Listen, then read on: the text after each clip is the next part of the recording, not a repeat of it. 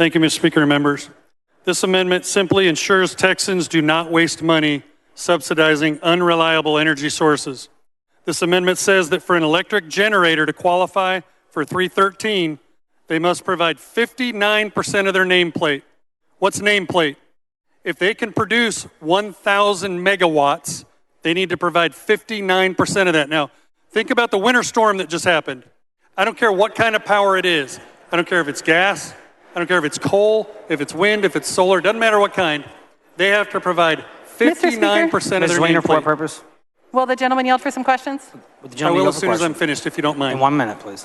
Texans should immediately stop subsidizing generation when we need it most. This essentially says that they need to provide 59% of their nameplate power during peak hours, and it would help us during the winter storm we just had. I will yield for questions. Gentleman yields for questions. Thank you so much, Representative Tinderholt.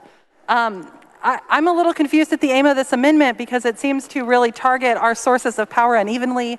You mentioned the blackout. Do you know what type of energy was responsible for most of the generation loss during the blackout? I do, and it was actually it was across the board, but what do you mean that I'm targeting something specific? I'm confused by that.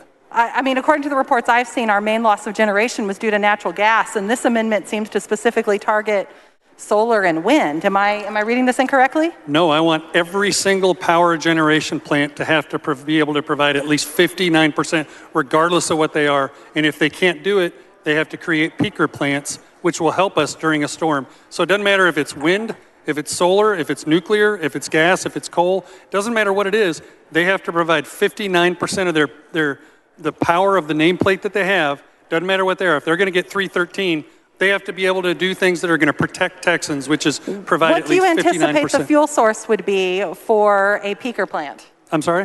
What do you anticipate the fuel source would be for a peaker plant? I mean, that's totally up to them. I mean, this to me feels like a backdoor way to try and force the construction of more thermal generation, even though we're seeing tremendous growth in jobs in wind and solar right now in the state of Texas.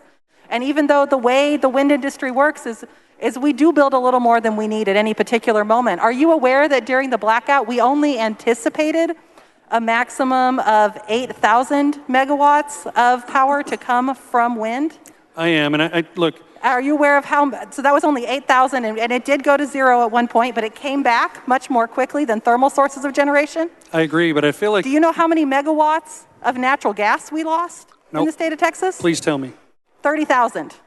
Okay, but you're thinking this is targeting a specific power type. This bill is very plain. It says if you have to provide 59%. If you think this targets wind and solar, then you must think that they can't hit 59%.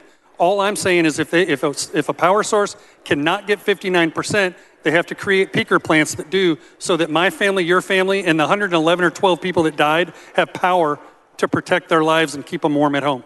It is structurally targeted because you're looking at 59% of the installed capacity, and we intentionally don't necessarily predict that the full capacity will be available at all times for wind power in particular. The other thing that is particularly targeted is you were saying both summer and winter load hours. We all know that we typically have our highest need for energy in the summer, and those hot summer days are you aware that those hot summer days are when solar performs the absolute best? That's which is great. why so many of our local electric providers provide subsidies and net metering for folks to install solar on their own homes because it saves them money and saves consumers money in the end? I think that's great, and I'm not trying to get rid of wind or solar. I think there's another amendment, someone else that has that. All I'm saying is to protect people during those peak hours, and this specifically says only during peak hours, that they have to create 59%. But it is during both peak summer and winter load hours, correct? If you got a 59% on a grade at school, you'd be failing. And I'm saying all they have to do is 59% of their nameplate power. And I do have an amendment to the amendment that will clean up language on this bill. Let me offer that really fast. Okay. Thank you. You have an amendment to the amendment?